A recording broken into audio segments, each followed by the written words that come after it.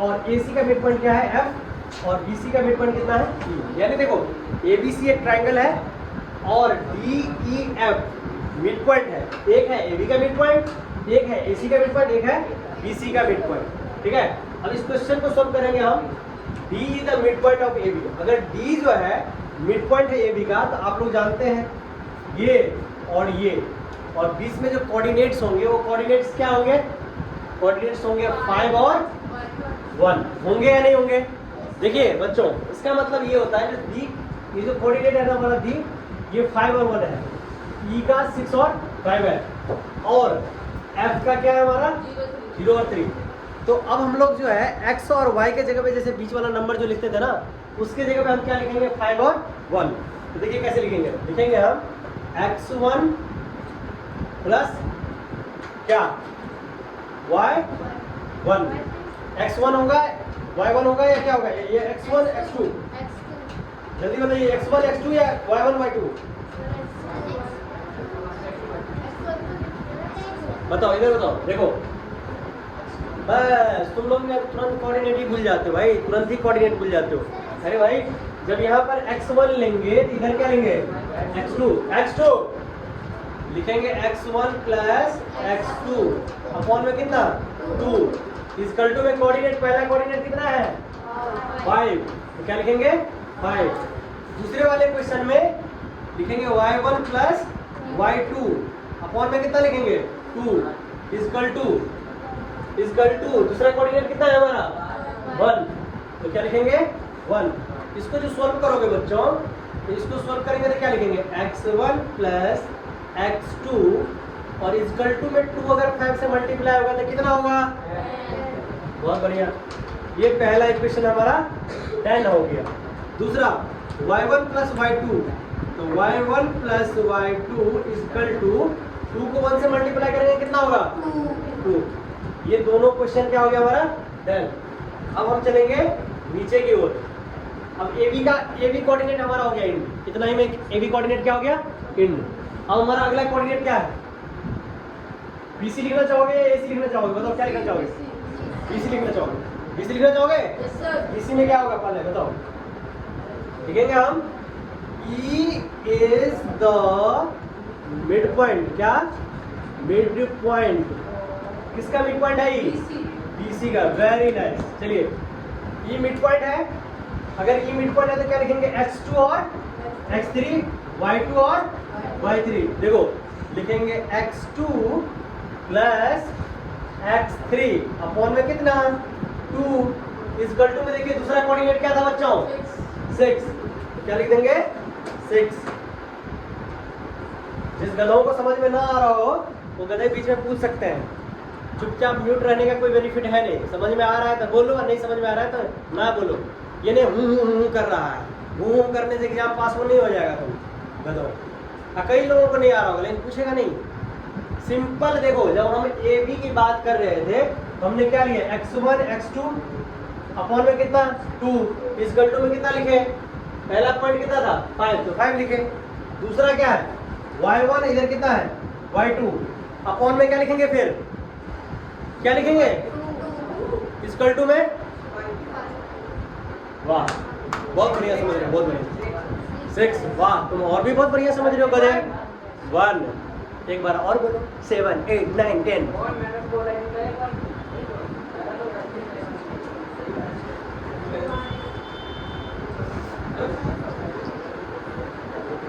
अरे हमको लग चुका है जो हम जिस इस बार 9th वाले जो भी है वो ऐसे मछली हैं जिस मछली को तैरना ही नहीं आता, तो हमको उनको तैरना नहीं सिखाना है। तैरना सिखाना तो फिर भी आसान था, हमको उड़ना सिखाना है। ठीक है, आप वो 9th है जिसको हमको क्या करना है उड़ना सिखाना है। ठीक है, चलिए तो उड़ना सिखाना बहुत डिफिकल्ट है। जो तैरना नहीं आता जिसको उसको उड़ना क्या सिखाएंगे? हाँ जलपरा बनाऊंगा रुक जा गधे। हाँ देखिए इधर फिर से देखिए आप लोग x1 x2। अच्छा अगर बीच में नहीं पता चल रहा है ना तो ये देखो, ये 5 और 1 में बीच में कोऑर्डिनेट है बच्चों, 5 और 1 ये क्या बीच में कोऑर्डिनेट है। तो देखो इधर x1 x2 अपॉन में कितना 2 इक्वल टू में क्या लिखेंगे? पहला लिखते हैं कि नहीं लिखते हैं? फिर कितना लिखेंगे y1 y2 इक्वल टू क्या लिखेंगे वही तो लिखे हैं y1 प्लस y2 अपॉन में 2 फॉर्मूला होता है इक्वल टू में कितना 1। अब यहाँ पर कितना आया था 10, यहाँ पर कितना आया था। तीसरा इक्वेशन आप लोग जब बता पाएंगे तभी मैं समझूंगा जो आप लोग को समझ में आ रहा है। हिमांशु खड़े हो तुम, हिमांशु। अब हम इसकी बात कर रहे हैं। ऐसे इस क्वेश्चन में जो ई है हमारा वो ई है 6 और 5। क्या है 6 और 5। अब हमको इसका कोऑर्डिनेट बताओ तुम। जो x2 प्लस x3 लिखे हैं x2 प्लस x3 अपॉन में 2 इक्वल टू 6 लिखे हैं। अब तुम हमको बताओ आगे क्या लिखेंगे। अरे ये लिख दिया ना x2 x3 अपॉन में कितना 2 इक्वल टू में कितना लिखे हैं 6। अब बताओ क्या लिखेंगे।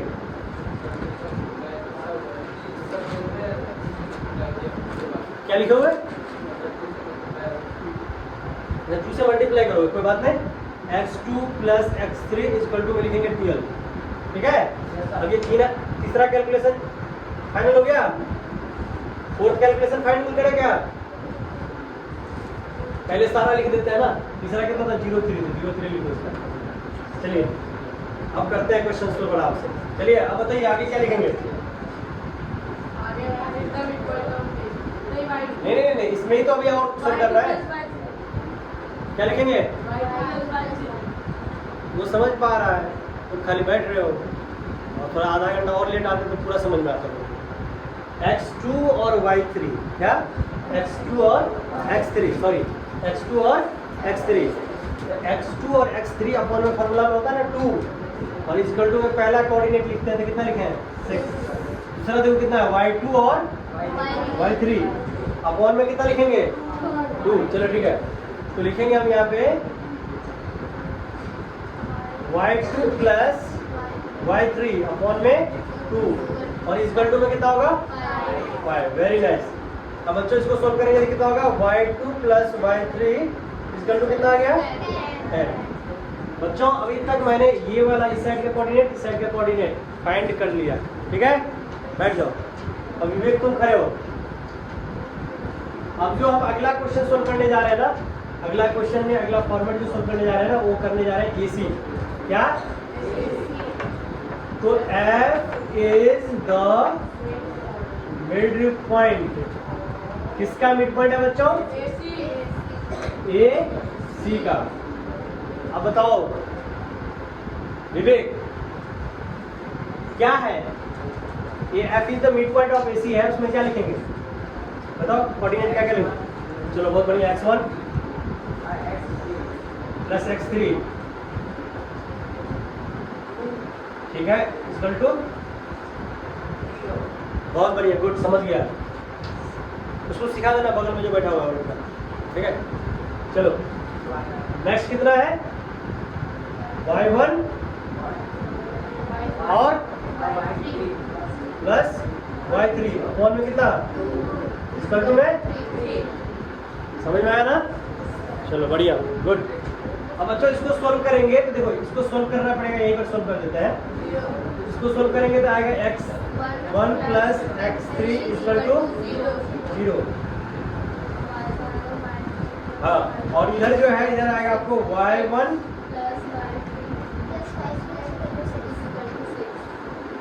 y1 plus y3 equal to में बच्चों ये सारे कोऑर्डिनेट आ गए हमारे। कोई दिक्कत किसी को कोई परेशानी। यहाँ तक हमने 3 लिखा था ये हो गया हमारा 4 ये हो गया हमारा 5 और ये हो गया हमारा 6। चलिए अब बच्चों देखो y1 plus y2 plus y3 equal to कितना है हमारा 9। अब y2 y3 कितना है बताओ 10 है ना तो लिख देंगे y2 और y3 y1 plus y2 y3 कितना बताओ 10 है इक्वल टू कितना हो गया 9। तो y1 हमको चाहिए तो कितना आ जाएगा 9 माइनस का 10 इक्वल टू कितना हो गया माइनस का 1। देखो x1 plus x2 plus x3 equal to कितना आया था यहाँ पे 11 आया था ना कितना आया था 11। बताओ x2 और x3 कितना है, बताओ। देखो x2 और x3 यहाँ पर लिखा है, कितना है, कितना है 12। x2 और x3 कितना है हमारा, x1 प्लस x2 x3 कितना है 12, कितना है 12। इसका टू कितना लिखेंगे 11, तो x1 इसका हो जाएगा 11 माइनस का 12 यानी कि माइनस का 1। आगे कि नहीं आ गया, बताओ, है ना आसान। आप लोग ये सारा निकाल के लाइएगा। मतलब सर आप कहना क्या चाह रहे हैं, क्या करके लाना है, कहना ये है बच्चों x1 का वैल्यू मैंने निकाल दिया, y1 का वैल्यू मैंने निकाल दिया ना। अब आपको x2 का वैल्यू, y2 का वैल्यू, x3 का वैल्यू, y3 का वैल्यू निकाल के लाना है। चलो जाओ, इतने सारे वैल्यू आप लोगों को निकाल के लाना है। लेके आएंगे कि नहीं, यस और नो? चलिए